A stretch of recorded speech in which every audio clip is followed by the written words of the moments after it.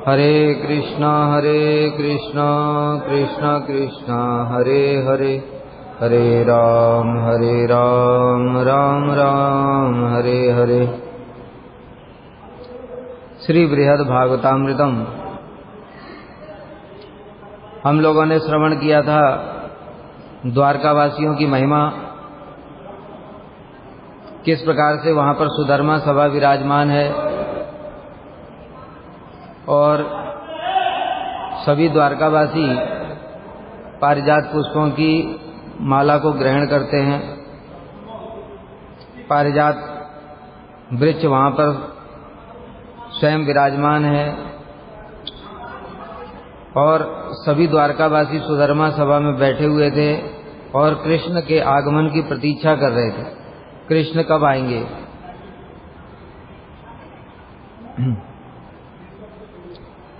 तद अंतःपुरवर्त में व्यग्रमानसलोचनान् तत्कथा कथनासक्तान् असंख्यान कोटि कोटिशः। अब बता रहे हैं तद अंतःपुर, कृष्ण के अंतःपुर की ओर ही व्यग्रमान सलोचनान्, अत्यंत व्याकुल होकर के, उत्कंठित होकर के कृष्ण के पथ की ओर ही देख रहे थे। कृष्ण के अंतःपुर मतलब कृष्ण जहां पर रहते हैं वहां से कृष्ण कब आएंगे, उधर ही जब हम किसी का इंतजार करते हैं ना तो देखते हैं ना कि बार बार रास्ते की ओर देखते। जैसे बताया था शबरी, वो प्रतिदिन जाकर के मार्ग में बैठी रहती थी बहुत देर तक, राम जी इसी मार्ग से आएंगे, एक ही मार्ग है तो उसी मार्ग से आएंगे और वहीं पर जाकर के वो बैठी रहती थी, उस पर पुष्प बिछाती थी। तो उसी प्रकार से द्वारकावासी जिधर कृष्ण रहते हैं उधर ही बार बार देखते हैं कि भगवान कब आएंगे और बड़े व्याकुल होकर के कृष्ण के दर्शन के लिए। असंख्य यादव गुण परस्पर श्री कृष्ण कथा के कथन और श्रवण में ही आसक्त थे और कृष्ण की महिमा, जब तक कृष्ण नहीं आ रहे हैं तब तक उनकी महिमा कीर्तन कर रहे थे। कृष्ण की महिमा अनंत है, उन्होंने इतने इस असुर को मारा, ये किया वो किया, द्वारकावासियों की कैसे रक्षा करी। जैसे ब्रजवासी प्रतिदिन गोचारण के लिए जाते हैं और वहां पर कृष्ण जो जो लीलाएं करते हैं, फिर लौटते समय वो उन सब का गान करते हुए भीतर आते हैं ब्रज में कि आज कृष्ण ने केसी दैत्य को वध किया, कैसे वध किया, क्या क्या हुआ। हमने तो एक लाइन में बोल दिया क्योंकि हमने देखा नहीं वो कैसे पकड़ा होगा केसी को, फिर क्या क्या हुआ होगा, थोड़ी एक पकड़ करके सीधे मार दिया।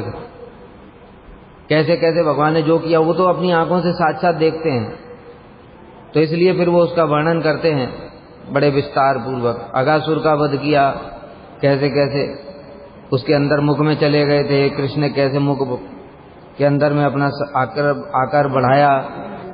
इस प्रकार से अगासुर, बकासुर, कालिया दमन लीला, इतनी सारी लीलाएं भगवान की वो भागवत में तो वर्णन हुई है, केवल उतनी थोड़ी है। भगवान की तो अनंत लीलाएं हैं, उसमें से कुछ कुछ मुख्य लीलाएं तो वर्णन हुई हैं, बाकी सारी कितनी लीलाएं और होंगी उनको वर्णन नहीं किया जा सकता। लेकिन जो ब्रजवासी हैं, उनके सखा लोग हैं, वो सब समय उनके साथ में रहते हैं, उनको देखते हैं लीलाओं को, इसलिए वो उनका वर्णन करते हैं। उसी प्रकार से द्वारकावासी भी कृष्ण की लीलाओं को वर्णन करते हैं।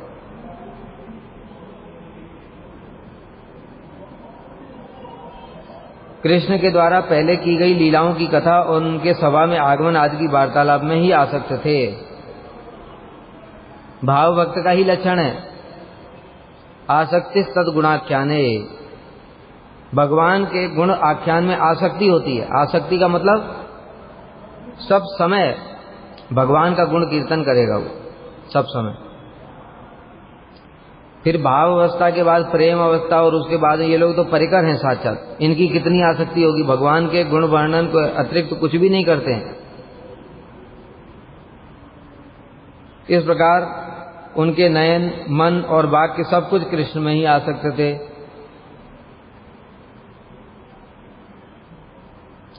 इससे उनकी अन्य विषयों में स्वतः उदासीनता सूचित होती है। जब कृष्ण में मन आविष्ट रहेगा तो अन्य किसी विषय में आविष्ट रह नहीं सकता। और जब तक मन विषयों में आविष्ट है तब तक कृष्ण में आविष्ट नहीं रह सकता। विषयाविष्ट चित्तानाम कृष्ण आवेश सुदूरतः, जिसका मन विषयों में आविष्ट है उसका मन कृष्ण में आविष्ट नहीं हो सकता, चाहे वो कितना भी बोले।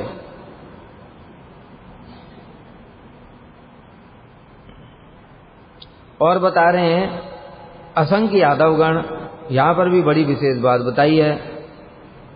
असंख्य यादवगण श्रीमद् भागवत बताई, यदुवंश प्रसूतानाम पुंसाम विख्यात कर्मणाम संख्या न शक्यते कर्तुमपि वर्ष शतैर नृप त्रिस्रकोट्य सहस्राणाम अष्टाशीत शतानि च आसन यदुकुलाचार्यः कुमाराणाम इति श्रुतम। कलयुग के लोगों को तो इस बात पर बिल्कुल भी विश्वास नहीं हो सकता है। कलयुग के लोगों को छोड़ो, हमको भी बड़ा मुश्किल है विश्वास करना इस बात पर, लेकिन अभी करना ही पड़ेगा, क्या करें, कोई और उपाय नहीं है। कह रहे यदुवंश में उत्पन्न सुविख्यात पुरुषों की संख्या को 100 वर्ष तक गिनने पर भी उस गणना को समाप्त नहीं किया जा सकता। इतने लोग थे यदुकुल में, समझ गए? कैसे लोग, इतने सारे लोग कैसे आएंगे? अरे सोचने वाली बात है। अभी इंडिया की जो पॉपुलेशन है वही 150 करोड़ हो गई है। कितना? 1.5 अरब हो गई ना। इंडिया की पॉपुलेशन 150 करोड़ हो गई है। अब जो भगवान स्वयं जो अपने उनके परिकर हैं उन सबको लेकर के आए होंगे द्वारका में, समुद्र के बीच में, वो द्वारका क्या है? वो चिन्मय धाम है। उसमें कितने लोग होंगे, है ना? हम लोग ये सब कल्पना नहीं कर सकते अपनी बुद्धि से। गोपियां भी करोड़ों करोड़ों गोपियां होती, 100 करोड़ गोपियां वृंदावन में नृत्य कर रही हैं। हमारी बुद्धि में कैसे समझ में आएगा बताओ? 100 करोड़ तो कुछ दिनों पहले भारत की जनसंख्या थी। वृंदावन में इतनी जगह कहाँ है? वृंदावन में इतनी जगह कहाँ है? परिक्रमा है कुल 12 किलोमीटर की, पूरा 12 किलोमीटर की परिक्रमा है वृंदावन। वो 12 किलोमीटर में 100 करोड़ लोग कैसे आ जाएंगे?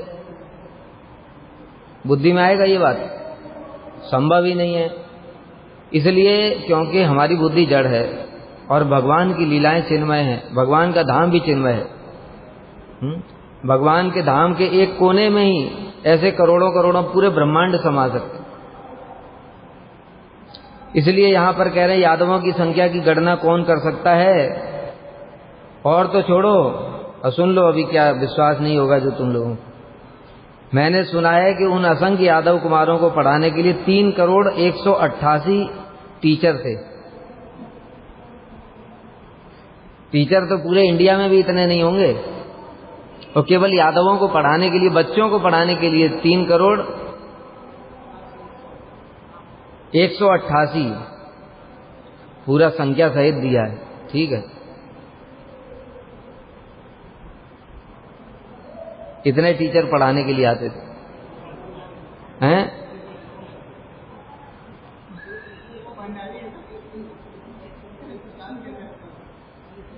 अब कृष्ण है ना वहां पर, उनके लिए क्या टेंशन? इच्छा किया तो बस प्रसाद बन गया। जितने लोग होंगे उतना ही प्रसाद बनेगा। तो भगवान है ना, यह अचिंत्य शक्ति है। तो हमारी तरफ बद्ध जीव थोड़ी हैं कि 100 लोगों का प्रसाद बनाया, 200 आ गए तो अब क्या करेंगे? तो पानी मिलाएंगे। उनको पानी मिलाने की जरूरत नहीं पड़ती। जैसे बताया, उनके पास सुधर्मा सभा है। सुधर्मा सभा में 100 लोग आ गए, 200 लोग, 500, 1000 लोग आ गए, कोई दिक्कत नहीं है। बढ़ती सीटें बढ़ती चली जाएंगी। तो चिन्मय है ना, उसी प्रकार से खाने पीने की उनकी कोई टेंशन नहीं है। नहीं तो बनाते बनाते दम निकल जाते। और रसोइये कितने रखे होंगे उनके लिए? इतने यादवों के लिए कितने रसोइये रखने पड़ते? होगा कुछ? भगवान है ना, योग माया को बोल दिया तो अपने आप तैयार है, रेडी, खाओ पियो मौज करो, कोई टेंशन नहीं बनाने खाने की। नहीं तो बर्तन मांजने में तो वो समुद्र में ही पूरे बाल्टियां डुबानी पड़ती। कि इतना पानी अगर बहा दिया तो पूरा पृथ्वी से पानी खत्म हो जाएगा। इतने बर्तन हो जाते तो समुद्र में डुबा डुबा करके धोने पड़ते। समुद्र के बीच में थी ना नगरी, तो समुद्र के बीच में थी, इसलिए कोई टेंशन नहीं है। इसलिए उनके खाने पीने की चिंता मत करो। कहने का मतलब क्या, यादव इतने असंख्य थे कि उनको पढ़ाने के लिए 3 करोड़ टीचर थे। तो वो बच्चे इतने थे, तो उनके जो माता पिता और वो सब मिला करके फिर कितने होंगे। इस श्लोक की व्याख्या में श्री श्रीधर स्वामी पाद जी ने भी ऐसा ही कहा है कि सहस्र सहस्र कहने से अगणित यादवों को समझना चाहिए, उसी प्रकार यादव कुमारों की संख्या को भी असीम समझना चाहिए।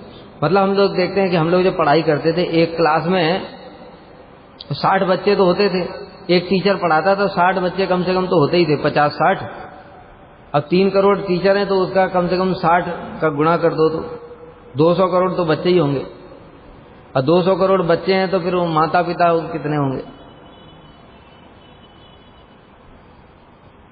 ठीक है, इसलिए अपना दिमाग इन सब चीजों में मत लगाओ, हरि नाम करो,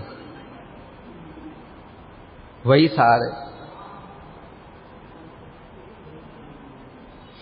तो यादव कुमारों की संख्या को असीम समझना चाहिए और उनके अध्यापकों की जो संख्या सुनी जाती है वह संपूर्ण रूप से ठीक है, इसमें संदेह नहीं करना, नहीं अपराध हो जाएगा। शास्त्र वचन में, शास्त्र में अविश्वास, अश्रद्धा, शास्त्र की बात को काल्पनिक समझना, ये नाम अपराध है।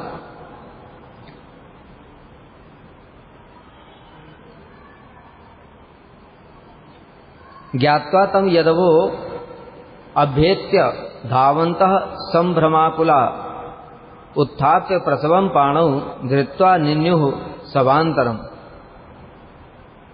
ज्ञात्वा तम यदवो, जैसे ही यादवों को पता चला नारद जी आ गए हैं, नारद जी का सब जगह सम्मान है, कहीं भी चले जाएं।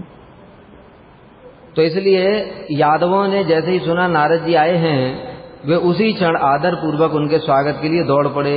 वैष्णवान ना अभिनंदती, वैष्णवों का अभिनंदन करना पड़ेगा, नहीं तो अपराध हो जाएगा।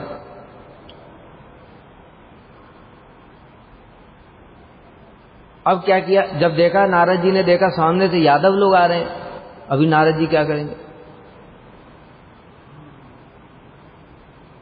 नारद जी क्या करेंगे? नारद जी ने उनको साष्टांग प्रणाम किया।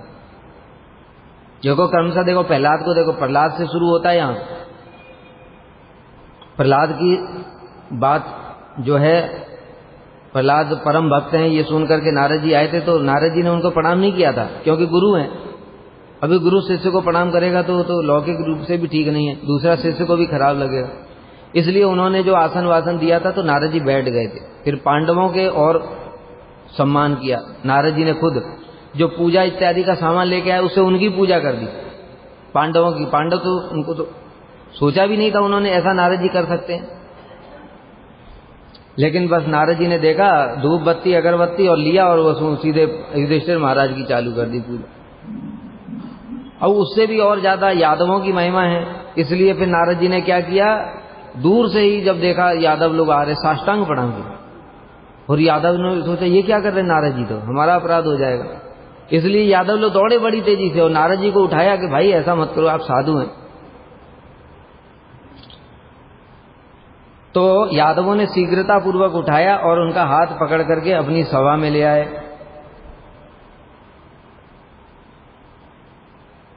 महादिव्यासने दत्ते अनुपविष्टम तदिच्छया भूमा वेवोपवेश्यामुम परितः स्वयं आसत।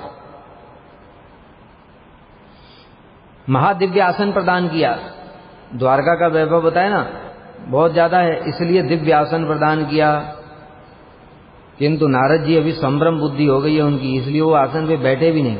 वो श्रेष्ठ लोग बताया तारतम्य है, कोई बहुत ज्यादा श्रेष्ठ व्यक्ति आसन भी दे तो फिर नहीं बैठना चाहिए उस पर, उनको ग्रहण नहीं करना चाहिए। नहीं तो हमने उनकी सेवा ग्रहण कर ली और उनकी सेवा ग्रहण करके फिर हमारी क्या गति होगी। इसलिए ये सब शिष्टाचार भी सिखाया नारद जी ने, खुद आचरण कर करके दिखा रहे नारद जी।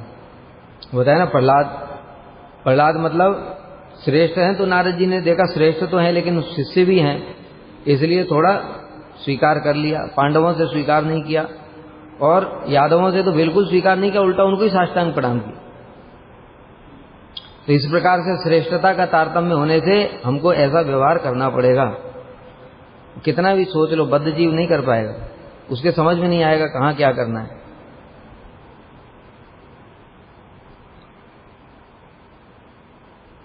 ये स्वतः भक्ति आने के साथ साथ हृदय में स्फुरित होते हैं, ये चीजें बुद्धि से नहीं होगा। पूरी बृहद भागवतामृत रट के बैठ लो, जब फिर 4 वैष्णव आएंगे तो समझ में नहीं आएगा किसके साथ क्या व्यवहार करें। ठीक है, फिर उसी में तो होता है सब। कपड़ा देख देख करके व्यवहार करेंगे। ये बंगाल में अधिकतर लोग कपड़ा देख करके व्यवहार करते हैं। यहाँ पर सफेद कपड़े वाले को साधु नहीं माना जाता, लाल कपड़े वाला साधु है, और सन्यासी और भी ज्यादा। सन्यासी मतलब सबके लिए पूजनीय है। और जो भक्त लोग हैं वो भक्ति के तारतम्य से व्यवहार करते हैं, वो कपड़े के अनुसार व्यवहार नहीं करते। जैसे अद्वैताचार्य जी ने किया था, हरिदास ठाकुर के साथ में कैसा व्यवहार किया। वहां पर बड़े बड़े चतुर्वेदी ब्राह्मण भी थे, उनकी तरफ देखा भी नहीं उन्होंने। क्यों? भक्ति देखते हैं वो। तो हम भक्ति देख ही नहीं सकते, तो फिर कपड़े के साथ ही करो हिसाब से।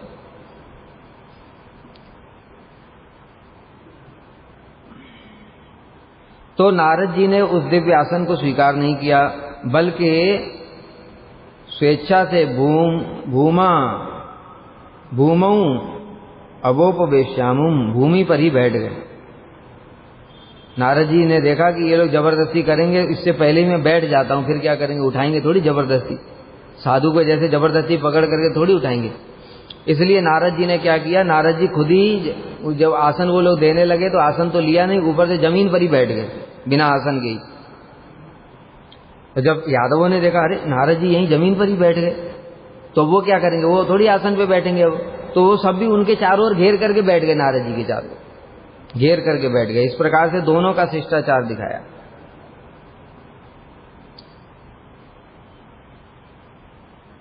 इस प्रकार से नारद जी दिखा रहे हैं यादवों की महिमा कितनी अधिक है, भगवान के इतने परम प्रिय हैं वो, उनसे किसी प्रकार की कोई सेवा लेना मतलब अपराध हो जाएगा।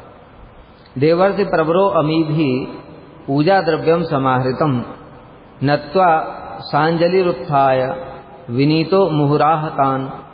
यादवगण देवर्षि नारद की पूजा के लिए विविध प्रकार के द्रव्य लेकर के आए,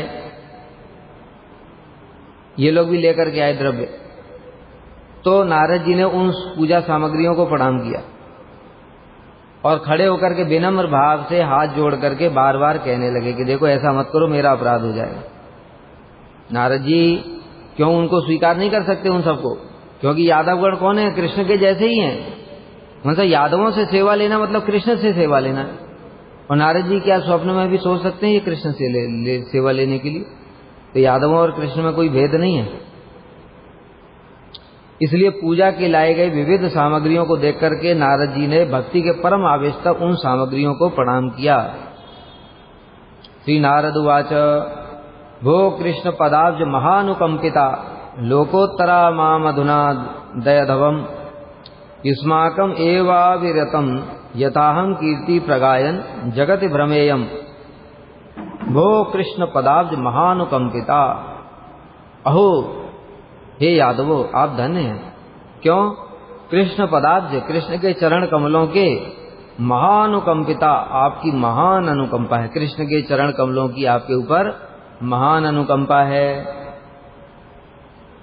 लोकोत्तर माम अधुना दयाधवम, इसलिए आप लोग मेरे ऊपर भी ऐसी कृपा कर दो जिससे कि युष्माकम एव अविरतम यथाहम कीर्ति प्रगायन, कि मैं जगत में जगह जगह जाकर के केवल आप लोगों की कीर्ति का ही गान करता रहूं। नारद जी बहुत चतुर हैं, भगवान की कीर्ति का गान करूं ऐसा नहीं पूछा उन्होंने, ऐसा वरदान नहीं मांगा। क्यों? क्योंकि सिद्धिर्भवति वनेति संशयो अच्युत सेवनाम संशयस्तु तद भक्त परिचर्यारत आत्म। भगवान के भक्तों की महिमा अगर कीर्तन करेंगे तो भगवान जरूर कृपा करेंगे, और भगवान की महिमा कीर्तन करोगे तो कर भी सकते हैं, नहीं भी कर सकते, 50-50 है। मन आएगा तो करेंगे, नहीं आएगा तो नहीं करेंगे। लेकिन भक्तों की कृपा करो, भक्तों की महिमा गान करेंगे, भक्तों का चरणाश्रय लेंगे तो 100% कृपा होगी ही होगी, गारंटी है। इसलिए भगवान ने अर्जुन को बोला कौन्ते प्रतिजानी ही न मे भक्तः प्रणश्यति, हे अर्जुन तुम घोषणा कर दो मेरे भक्तों का विनाश नहीं होता। तो कृष्ण खुद घोषणा नहीं कर सकते, खुद नहीं बोल सकते क्या? अर्जुन से क्यों कह रहे हैं तुम घोषणा करो? कृष्ण इतना सारा उपदेश दे रहे हैं, उसी में बोल देते मैं आज घोषणा करता हूं मेरे भक्तों का कभी विनाश नहीं होता।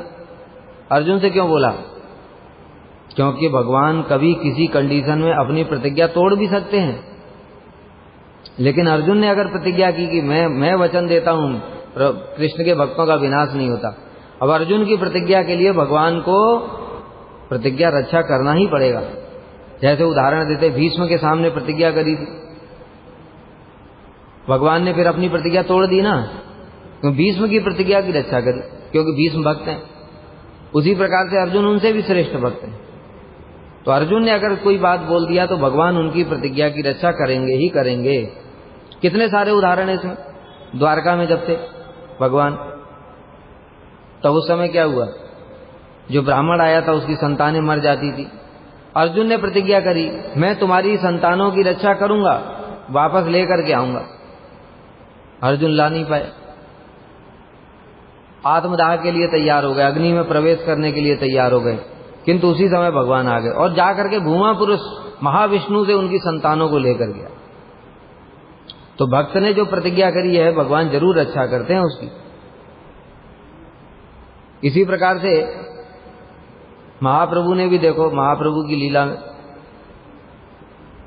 जब हरिदास ठाकुर को यवन लोग मार रहे थे, महाप्रभु ने प्रतिज्ञा की थी मैं चक्र नहीं उठाऊंगा, लेकिन भक्त को कष्ट दे रहे हैं तो महाप्रभु ने अपनी प्रतिज्ञा तोड़ दी, चक्र उठा लिया। लेकिन फिर हरिदास ठाकुर के उन्होंने शरणागत हो गए वो जल्लाद, तो हरिदास ठाकुर ने प्रार्थना करी महाप्रभु से, प्रभु इनको मत मारो, तो प्रभु ने फिर चक्र नहीं छोड़ा, नहीं तो प्रभु तो चक्र छोड़ने वाले थे। तो इसलिए सब समय ही भगवान अपने भक्तों की प्रतिज्ञा की रक्षा करते हैं। इसलिए नारद जी मांग रहे हैं कि हे यादवों, आप मुझ पर ऐसी कृपा करो कि मैं केवल आप लोगों की ही कीर्ति का गान जगत में घूम घूम करके करता रहूं।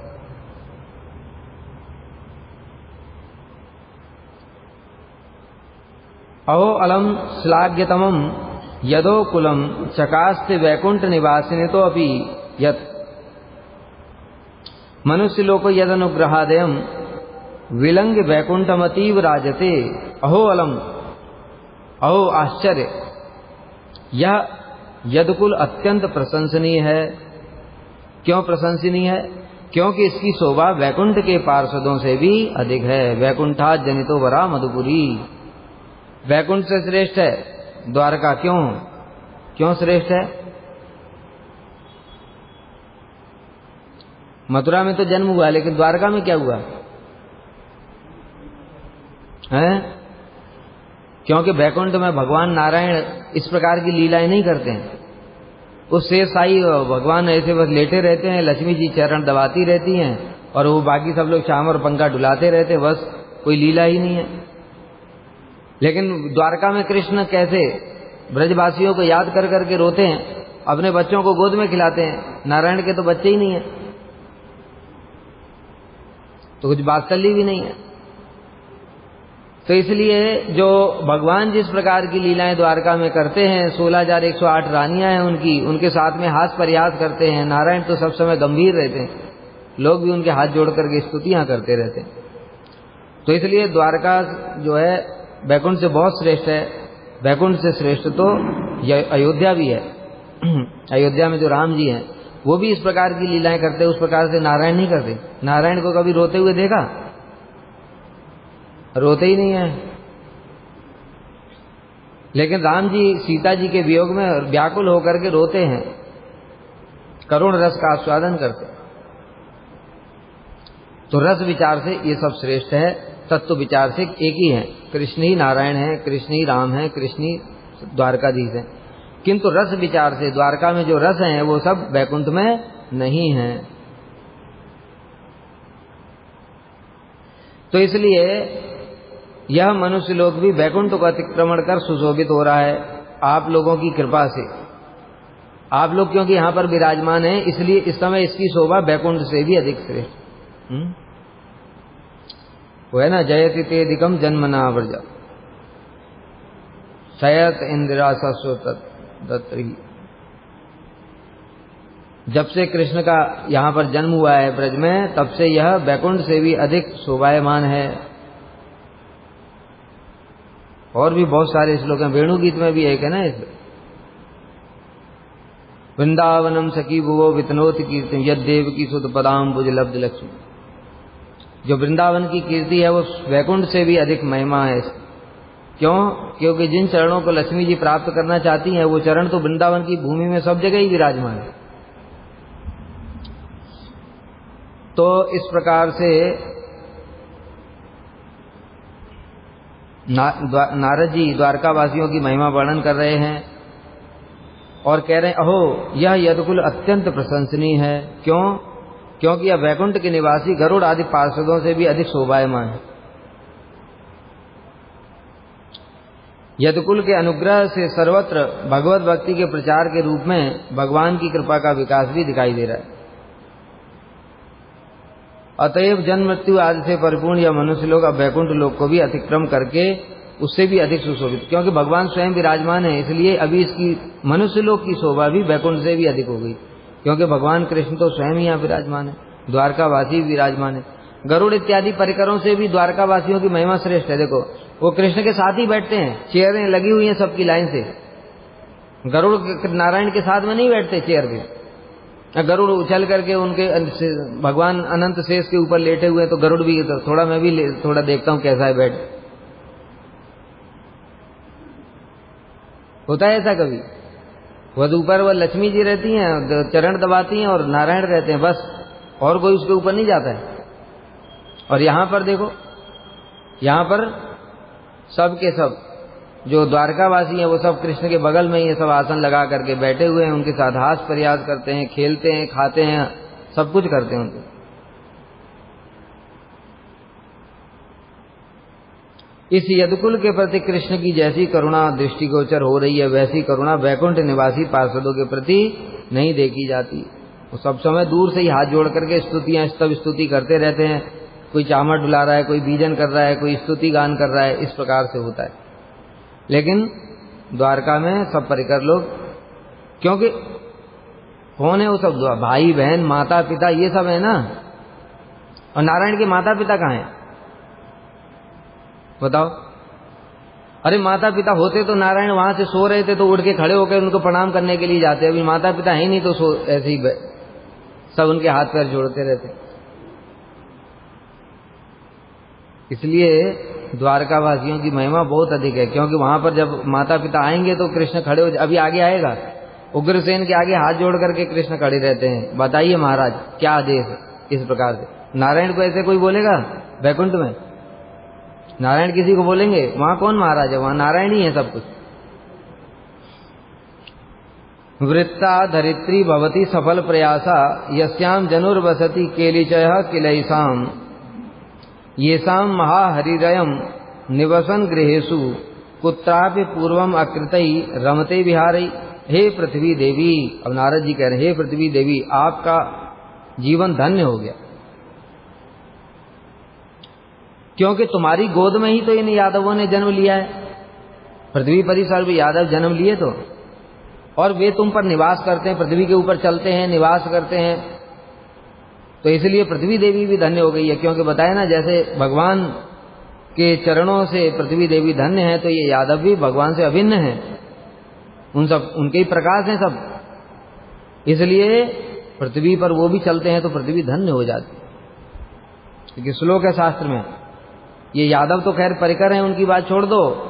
जो वैष्णव लोग होते हैं ना, जो वैष्णव लोग जब भगवान का कीर्तन करते हुए नृत्य करते हैं इस प्रकार से, तो जो उनके चरणों का पदाघात होता है पृथ्वी के ऊपर, उससे पृथ्वी धन्य हो जाती है। जब कूदते ना हरि बोल करके, तो पृथ्वी धन्य हो जाती है। और जब उनकी दृष्टि पड़ती है इधर दिशाओं की ओर, इधर उधर चारों तरफ कीर्तन करते हुए ऐसे दृष्टि पड़ती है, वो दिशाएं धन्य हो जाती हैं। और जब हाथ उठा करके ऊपर करते हैं, उनकी भुजाओं के कारण वो ऊपर के लोग भी पवित्र हो जाते हैं। ऐसी महिमा तो वैष्णवों की बताई गई है। फिर ये कौन है? ये तो पार्षद हैं, और पार्षद भी क्या है? कृष्ण के जैसे ही हैं, सब कृष्ण के ही प्रकाश हैं, इनको अलग मत समझो। जैसे बताया ना कि ब्रज में है मधुमंगल सीधाम सुदाम, ये सब कोई साधारण जीव नहीं है, ये सब पार्षद हैं, बलदेव प्रभु से प्रकट हैं ये सब।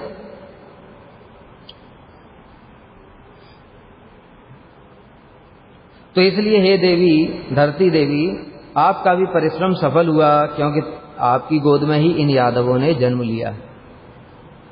वे तुम पर निवास करते हैं और अनेक प्रकार से विहार करते हैं। भगवान श्री कृष्ण भी इन यादवों के घर में निवास कर अनेक प्रकार की अद्भुत लीलाएं करते हुए विराजमान है। इसलिए पृथ्वी का भी सौभाग्य यहाँ पर वर्णन हुआ कि भगवान पृथ्वी पर रह रहे हैं, फिर यादव भी रह रहे हैं, और वो उनके ऊपर में बहुत सारी लीला करते हैं। जैसे अभी बताया था कि पृथ्वी देवी धन्य है ब्रज की, विशेष रूप से। और द्वारका से भी पृथ्वी देवी धन्य कहाँ की? ब्रज की। क्यों? क्योंकि देखो, द्वारका में भगवान चलते तो है पृथ्वी के ऊपर, किंतु पादुका भी रहती ना बीच में, पादुका पहन करके चलते, नंगे पैर नहीं चलते। लेकिन ब्रज में साक्षात कृष्ण के चरणों का स्पर्श मिल रहा है। यद्यपि देखो भगवान की और उसमें उनमें और उनकी पादुका में कोई अंतर तो नहीं है, लेकिन फिर भी जब विचार करते हैं सेवा की दृष्टि से, अभी गुरुजी हैं, गुरुजी बैठे हुए हैं, उनको छोड़ करके मैं गुरुजी आपकी पादुका दबा देता हूं, पादुका दबाओगे क्या? गुरुजी और उनकी पादुका में कोई अंतर नहीं, तो पादुका दबा दो। अरे दबाएंगे तो चरण ही ना, क्यों? चरणों की महिमा और ज्यादा है। उसी प्रकार से समझना चाहिए कि कृष्ण भी, उनकी पादुका में कोई अंतर नहीं है, लेकिन फिर भी चरण साक्षात स्पर्श होना और पादुका का स्पर्श होना, तब भी अंतर आ जाता है। इसलिए ब्रज में तो कृष्ण पादुका पहनते ही नहीं है और बस केवल नंगे पैर इधर उधर घूमते रहते, सारी ब्रज में है पूरा। इसलिए जगह जगह पर, पर्वतों के ऊपर भी उनके चरण चिन्ह। और कृष्ण जब द्वारका में चलेंगे तो क्या चिन्ह होगा? पादुका का ही चिन्ह होगा ना, चरण चिन्ह कहां से आएगा? इसलिए वहां तक अभी तक द्वारका में कभी चरण चिन्ह प्राप्त नहीं हुआ। और ब्रज में देखो चरण पहाड़ी, कितनी सारी चरण पहाड़ी, काम्यवन में चरण पहाड़ी, नंदगांव में चरण पहाड़ी, और भी कई सारी चरण पहाड़ी। ये तो पता है जो, और कितनी अदृश्य रूप में होंगी। गिरिराज जी के ऊपर तो सब समय ही चलते थे कृष्ण, वहां पर कितने चरण होंगे पता ही नहीं, लेकिन हम लोग चढ़ते नहीं ना ऊपर, वर्जित है। गिरिराज जी भगवत स्वरूप है, महाप्रभु ने निषेध किया। इस प्रकार यादवों का गुणगान करते करते नारद जी यादवों को छोड़ करके पृथ्वी देवी को संबोधन करने लगे। क्यों? क्योंकि बताया जिसके जो भी दिखाई देता है भक्त को, फिर अरे इसके साथ में संबंध है, यही धन्य है। जैसे बताया ना कि जो द्विज पत्नियां हैं, नाग पत्नियां कृष्ण की स्तुति कर रही हैं, वो कृष्ण की स्तुति करते करते देखा, अरे ये कालिया ही तो धन्य है, क्योंकि इसके सिर पे तो भगवान का चरण कमल। कालिया की स्तुति शुरू, कस्यानुभाव न देव विद्महे तवांग रेणु अधिकार। इसी प्रकार से और भी है।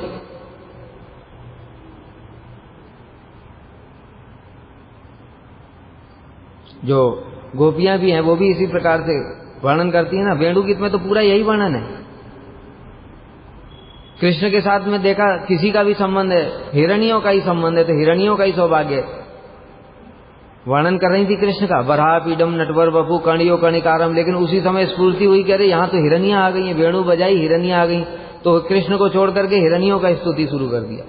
धन्या स्म मूढ़ मतयो हरण्यताया नंद नंदनुपात विचित्र वेशम आकर्ण वेणु रटम सह कृष्ण सारा पूजार ददुर्विताम प्रणयावलु। ये हिरनियां ही धन्य है। क्यों? क्योंकि ये कृष्ण की बंसुरी सुनकर के, वेणु ध्वनि सुनकर के कृष्ण के सामने आ जाती हैं और कृष्ण का अवलोकन करती हैं, ऊपर से नीचे तक, ऐसे मानो नेत्रों के द्वारा कृष्ण का अर्चन कर रहे हैं। हिरनियां भी धन्य है।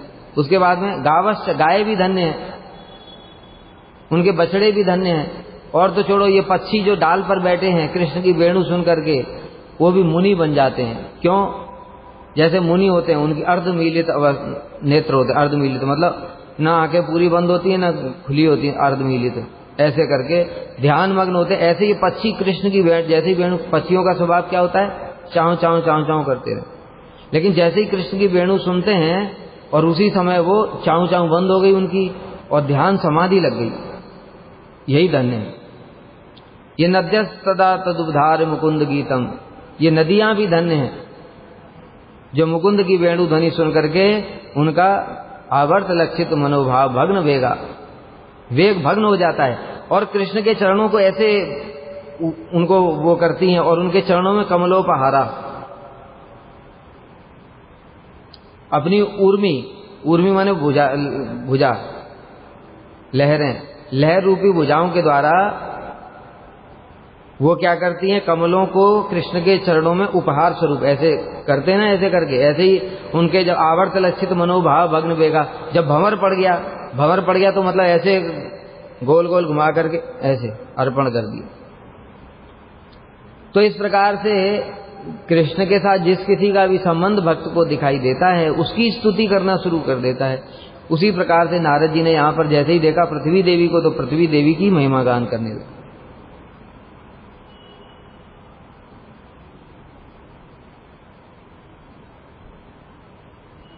भगवान हरि ने वैकुंठ और अयोध्या आदि में भी जिन लीलाओं का प्रकाश नहीं किया, अब उन्हीं अपूर्व लीलाओं को करते हुए यहाँ निरंतर विराजमान हैं।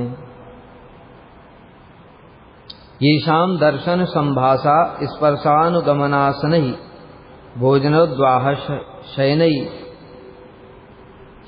तथा अन्यैः दैहिकैः दृढैः दुश्छेदैः प्रेम संबंधैः आत्म संबंधतो अधिकैः बद्ध स्वर्गाप वर्गेच्छां छित्त्वा भक्तिं विवर्धयन् कृष्णो विस्मृत वैकुंठो विलासै स्वै अनुक्षणम् नवम नवम निर्वाच्यम वेतनोत सुखम महत्। अब जरा और थोड़ा विस्तार से नारद जी महिमा को वर्णन कर रहे हैं। ये शाम दर्शन संभाषा, हे यादवो आप लोग धन्य हैं, आपका जीवन ही धन्य है। क्यों? आप कृष्ण का दर्शन करते हैं, कृष्ण के साथ में बातचीत करते हैं। स्पर्शन, अब जैसे बताया अभी वैकुंठ में स्पर्श नहीं होता है, वो नारायण बैठे हुए लेटे हुए, तो बताया ना गरुड़ जी जाकर के थोड़ा भगवान को छू के आ जाता हूं, ऐसा नहीं होता है, वो दूर से ही सब स्तुतियां करते रहते हैं। लेकिन यहां पर कृष्ण को देखा किसी ने गले मिल लिया, कृष्ण के कोई माता पिता हैं उनके पैर छू रहे हैं, तो फिर उनको हाथ से ऐसे आशीर्वाद दे दिया, तो सब समय ही स्पर्श होता रहता है कृष्ण का। और क्या होता है? दर्शन स्पर्शन संभाषण, बातचीत चलती रहती है। बताया ना, ये भी वैकुंठ में नहीं होता है, क्योंकि नारायण अधिकतर ध्यान मुद्रा में ही रहते हैं, बातचीत कैसे करेंगे? गरुड़ जी क्या उनको हिला के कहेंगे सुनिए नारायण जी कुछ बोलना है? लेकिन यहां पर कृष्ण खुद ही आकर के बातचीत करते हैं रुक्मिणी देवी से, हाथ पर, अरे रुक्मिणी खुद ही बातचीत कर रहे हैं, तुमने मेरे साथ विवाह क्यों कर लिया? वो शिशुपाल तो सम्राट था, जरासंध का पुत्र था, उसके साथ में विवाह कर, बस ये सुनकर के रुक्मिणी देवी मूर्छित हो गई। हाथ पर याद भी कर रहे हैं, कृष्ण अपने आप ही कर रहे हैं, कोई और जरूरत थोड़ी है। तो इसी प्रकार से जो कृष्ण के बच्चे भी हैं, छोटे छोटे बच्चे हैं, तो वो भी क्या है, अब बच्चे थोड़ी पिताजी को, मेरे पिताजी तो भगवान हैं, चुपचाप दूर बैठ करके स्तुति करेंगे क्या? पिताजी आकर के गोद में बैठ जाएंगे बच्चे। तो स्पर्श सब समय रहता है, बातचीत, फिर पिताजी से कुछ बातचीत भी करते होंगे, प्रद्युम्न हैं, अनिरुद्ध हैं, ये सब बातचीत करते होंगे कि नहीं? अभिमन्यु है, देखो अभिमन्यु के गुरु हैं कृष्ण, उनको उन्होंने युद्ध विद्या सिखाई सारी, तो इस प्रकार से बातचीत भी होती है। और जब युद्ध विद्या सिखाते होंगे तो अभिमन्यु को ऐसे हाथ पकड़ करके धनुष कैसे पकड़ना है ऐसे करके सिखाते होंगे कि नहीं कृष्ण? नारायण को इन सब बातों से कोई लेना देना नहीं, नारायण किसी के गुरु नहीं है। तो इसलिए संभाषण अनुगमन, पीछे पीछे चलते हैं। कृष्ण जब जाते, जैसे सभा से उठ करके कृष्ण गए तो सब यादव भी उठ के चल दिए सभा में, सभा से उठ करके पीछे पीछे उनके चल दिए, अनुगमन होता है। और भोजन, साथ में भोजन करते हैं, भगवान के साथ में बैठ करके कृष्ण भोजन कर रहे हैं, सब उनके साथ में आकर के बैठ जाते हैं, वो भी भोजन करते हैं, जैसे ब्रज में होता है। ब्रज में तो और स्पेशल भोजन है, इतना यहाँ नहीं हो सकता, क्योंकि यहाँ राजा है, थोड़ा ऐश्वर्य भी है ना, तो इसलिए ऐसा नहीं कि कृष्ण थाली में खा रहे हैं वहां से उठा करके आधा रोटी मैं भी ले लेता हूं, उठा लिया कृष्ण की रोटी उठा के खा गए, ऐसा नहीं चलेगा यहाँ, ठीक है। लेकिन ब्रज में क्या है, कृष्ण खा रहे हैं, खाते खाते देखा झपट्टा मारा, मुंह में रख लिया, छीन करके ही खा गए। कृष्ण देख रहे हैं क्या हुआ। तो इस प्रकार से भोजन, शयन और विवाह आदि दैहिक सुदृढ़ संबंधों में से भी श्रेष्ठ प्रेम संबंध के द्वारा बंधे हुए हैं। मतलब जो विवाह संबंध होता है वो जागतिक संबंध है, लेकिन उससे भी श्रेष्ठ प्रेम संबंध होता है। तो आप लोगों का प्रेम बहुत ज्यादा है, इसके कारण कृष्ण आपके साथ संबंध में बंधे हुए हैं। इसीलिए कृष्ण वैकुंठ वास को भूलकर निरंतर विविध प्रकार के विलास के साथ अपनी भक्ति का विस्तार करते हुए आप लोगों को अनेक प्रकार से अनिर्वचनीय सुख प्रदान करते।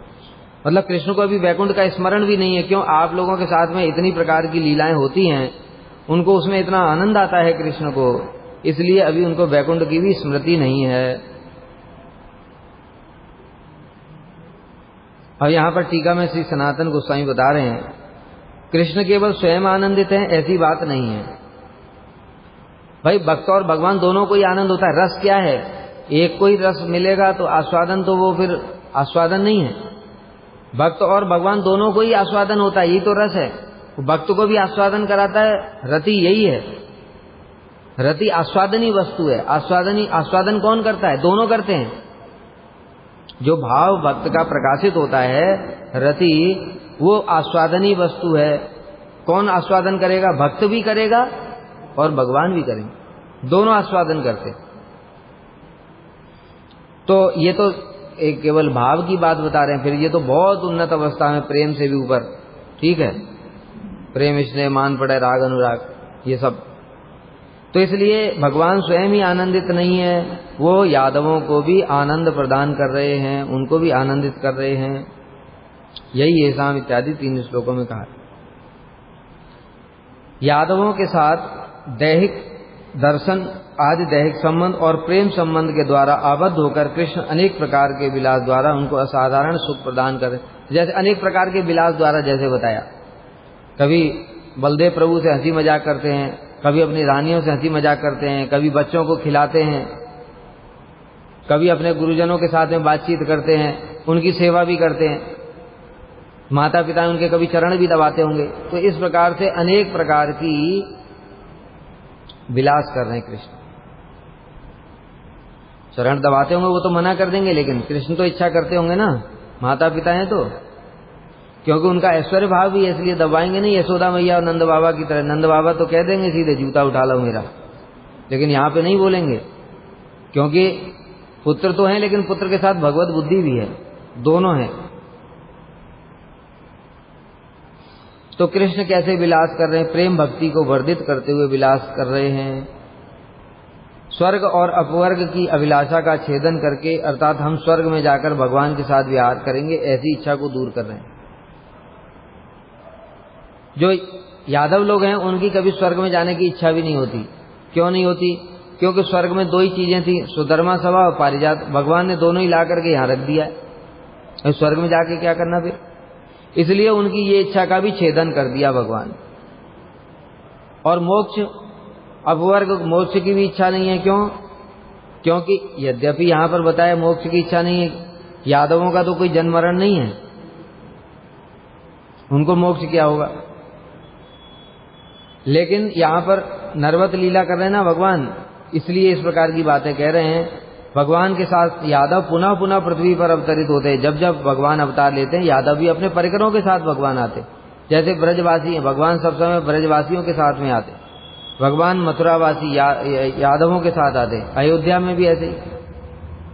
इसलिए तो भगवान ने हल मौसल लीला करी थी ये। अरे यादव अभी देखा ना कितने करोड़ों हैं। अभी ये इतने यादव पृथ्वी पर भगवान चले जाएंगे तो यादवों का क्या होगा?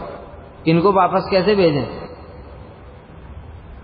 1000, 2000, लाख, 2 लाख होते तो कोई बात भी थी, तो करोड़ों, 200 करोड़ तो बताया अभी, जैसे स्टूडेंट ही हैं, बालक ही हैं, इतने टीचर हैं, और तो कितने अरबों खरबों में संख्या है उनकी। अब इनको वापस कैसे भेजें? भगवान ने सोचा, प्लान किया कुछ कि सबसे आसान उपाय यही है, इनको लड़वाओ मरवाओ बस। इसलिए आपस में यादवों को लड़वा दिया, और लड़वा करके आपस में यादवों ने एक दूसरे को सबको मार डाला, सब धाम में चले गए। ये क्या है? जादू है ये। यादवों का शरीर चिन्मय है, वो देखने में लग रहा है कि इसने इसको मारा, इसने उसको मारा, सब मर गए। वो कभी नहीं मर सकते, वो चिन्मय शरीर है उनका। तो जैसे जादूगर दिखाता है, वो लड़की का गला काट दिया, देखा अरे गला इधर है, लड़की इधर है। जादूगर, ये जगत का जादूगर, सोचो बद्ध जीव जो है, उसके अंदर भी इतनी शक्ति है, ऐसा दिखा देता है। कैसे कैसे दिखाते हैं वो तो, जेब से ऐसे कबूतर उड़ाता है, जेब से निकाल निकाल के। तो वो भगवान है देवेश्वरेश्वर, योगेश्वरेश्वर, योगियों के ईश्वरों के भी ईश्वर हैं वो। तो उनके लिए ये क्या है कि देखो यादव आपस में एक दूसरे को मार काट रहे हैं, सबको मार काट दिया, जो बचे थे भगवान ने सुदर्शन छोड़ा उनको भी काट दिया, खत्म, और पहुंचा दिया द्वारका, वापस जाओ मैं आ रहा हूं पीछे से। तो इस प्रकार से फिर भगवान वापस चले गए। बाद में राम जी ने भी ऐसे ही किया, पहले सीता जी को भेज दिया। देखो भगवान भी ऐसा लीला करते हैं, जिस समय सीता जी प्रवेश कर रही हैं पृथ्वी में, उस समय राम जी का क्रोध देखा, सब कांपने लगे। ब्रह्मा जी आगे डर के मारे कहते प्रलय आ जाएगी। भगवान ने बाण चढ़ा दिया और पृथ्वी से बोल रहे हैं कि अरे पृथ्वी, अगर तूने मेरी सीता को नहीं दिया तो अभी मैं तेरा विनाश कर दूंगा। तो कांपने लगे सब, पृथ्वी कांप रही, सब देवता कांप रहे हैं, तो ब्रह्मा जी भी कांप रहे हैं। आकर के सीधे ब्रह्मा जी हाथ जोड़ करके कहने लगे प्रभु आपकी इच्छा है, प्रलय करना चाहते थे, लेकिन वो तो सीता जी तो अपने लोक को चली गई।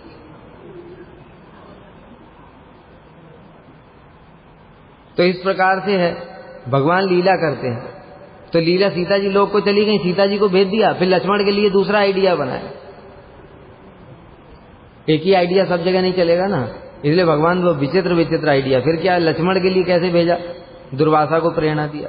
काल इधर आ गया, भगवान के साथ में बातचीत चल रही है यमराज की, काल पुरुष, और काल पुरुष आकर के ब्रह्मा जी का संदेश सुना रहे हैं भगवान को, और लक्ष्मण को बोल दिया कोई भीतर नहीं आना चाहिए, अगर कोई भीतर आएगा तो उसको मृत्यु दंड देंगे। लक्ष्मण जी गेट पर पहरेदारी कर रहे हैं, भीतर भगवान की काल पुरुष के साथ बात चल रही है। काल पुरुष कह रहे हैं प्रभु आपको जितनी लीला करनी थी वो तो सब कंप्लीट हो गई, अब आपका जाने की इच्छा है तो आप जा सकते हैं, ब्रह्मा जी ने मुझे भेजा है, आपकी रहने की इच्छा है तो रह भी सकते हैं। भगवान तो परम स्वतंत्र है ना, उनके ऊपर कौन है। तो इसलिए ऐसी बात चल रही थी, उसी समय भगवान ने दुर्वासा को प्रेरणा देकर के बुला लिया, और दुर्वासा कहने लगे मुझे राम से मिलना है। लक्ष्मण जी ने कहा थोड़ा वेट करो, अभी भगवान मीटिंग में, अभी कोई अलाउ नहीं अंदर, भगवान का आदेश है। कहते लक्ष्मण मुझे अभी जाने देता है कि मैं तेरे पूरे अयोध्या को ही उलट पुलट कर दूं, सारी अयोध्या नगरी को ही विनाश कर दूं। अभी लक्ष्मण सोच में पड़ गए, बहुत क्रोधी आदमी है, कहीं पूरी अयोध्या को ही साफ ना देते, इसलिए अभी तो भगवान ने प्राण दंड देने का वचन किया है जो हमारा डिस्टर्ब करेगा, तो इसलिए उन्होंने सोचा कि मेरा मरना ही ठीक है अयोध्या को बचाने के लिए। लक्ष्मण जी भीतर चले गए, काल पुरुष उसी समय अंतर्धान हो गया। राम जी ने कहा लक्ष्मण तुमने ये क्या किया, करवा खुद ही रहे। भगवान की लीला यही तो विचित्र है, जगत के लोग कैसे समझ पाएंगे। खुद ही करवा रहे हैं और फिर कह रहे हैं कि लक्ष्मण तुमने ये क्या किया। अरे तुमको बोला था मैंने जो आएगा इसमें प्राण दंड दूंगा मैं। तो लक्ष्मण जी ने कहा मैं क्या करूं, बाहर बैठा है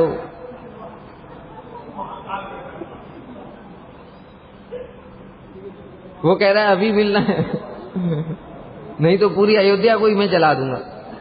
तो इसलिए मैंने कहा कम से कम अयोध्या तो बच जाएगी, मैं ही प्राण त्याग देता हूं। और फिर उसके बाद में दुर्वासा चले गए, और इधर भगवान ने सभा बुलाई कि भाई लक्ष्मण को प्राण दंड कैसे दिया जाए, बड़ा मुश्किल बात है ये तो सभासदों ने अपने अपने विचार बताए। फिर हनुमान जी भी थे वहां पर, श्रेष्ठ है वो मंत्री में, इसलिए हनुमान जी ने कहा देखिए श्रेष्ठ लोगों का परित्यागी मृत्यु दंड के समान, तो इसलिए आप लक्ष्मण को परित्याग कर दो। अभी लक्ष्मण को परित्याग कर देंगे राम तो लक्ष्मण जीवित कैसे रहेंगे, अपने आप ही मृत्यु होगी। इसलिए लक्ष्मण जी गए सरयू नदी में और धाम को चले गए। पहले सीता जी गई थी, अभी लक्ष्मण भी चले गए। और कुछ दिनों बाद फिर राम जी ने भी सबको लेकर के सरयू में प्रवेश किया, सब चले गए अयोध्या वापस। तो इसी प्रकार से फिर कृष्ण ने भी किया, कृष्ण ने फिर दूसरी लीला करी। राम जी की लीला अलग थी, कृष्ण की लीला अलग है, इसलिए उन्होंने आपस में ही लड़ा झगड़ा करके और जो बचे थे उनको गले से चक्र से खुद ही काट दिया और सबको भेज दिया ये द्वारका वापस।